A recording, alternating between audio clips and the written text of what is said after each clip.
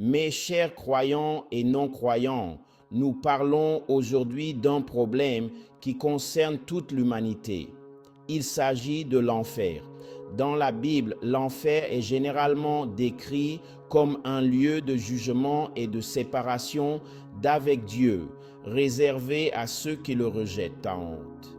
Le concept de l'enfer varie légèrement selon les livres et passages bibliques, mais certains thèmes communs se dégagent.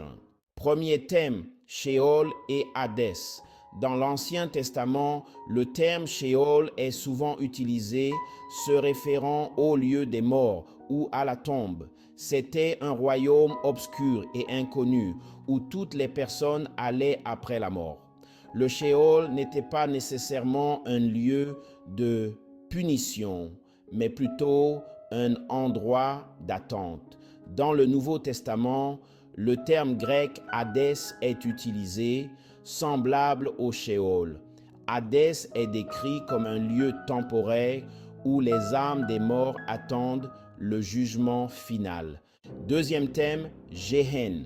Gehenna est un terme que Jésus utilise fréquemment pour désigner un lieu de jugement ardent.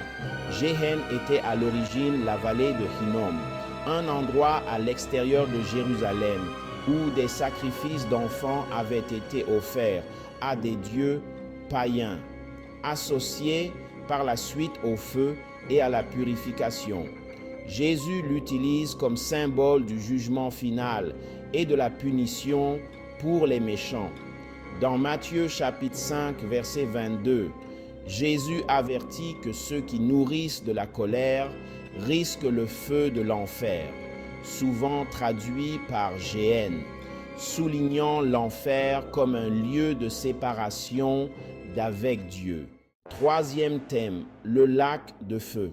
Dans le livre de l'Apocalypse, le concept de l'enfer se concrétise dans le lac de feu. Apocalypse chapitre 20, versets 14 à 15.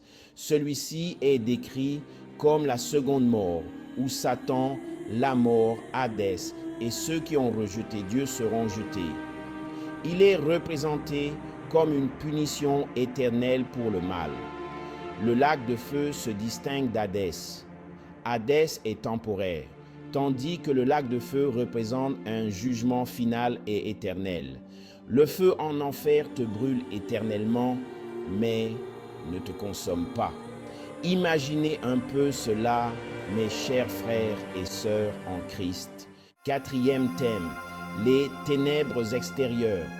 Jésus se réfère également aux ténèbres extérieures, où il y a des pleurs et des grincements de dents. Matthieu 8, 12.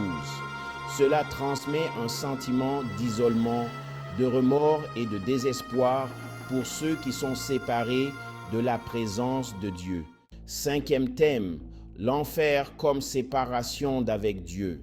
Dans des passages comme 2 Thessaloniciens 1, 9, l'enfer est décrit comme étant éloigné de la présence du Seigneur.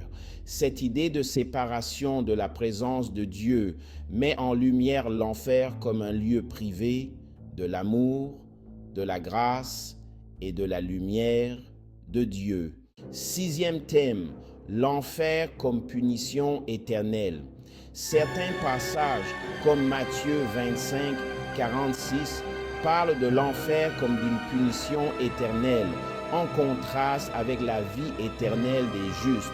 Cela suggère un état permanent et irrévocable après le jugement final. L'enfer est présenté non pas comme une punition arbitraire, mais comme la conséquence de la justice pour le mal non repenti. La rébellion ou le rejet du don de salut de Dieu à travers Jésus. Il est souvent perçu comme nécessaire pour que la justice et la sainteté de Dieu soient respectées.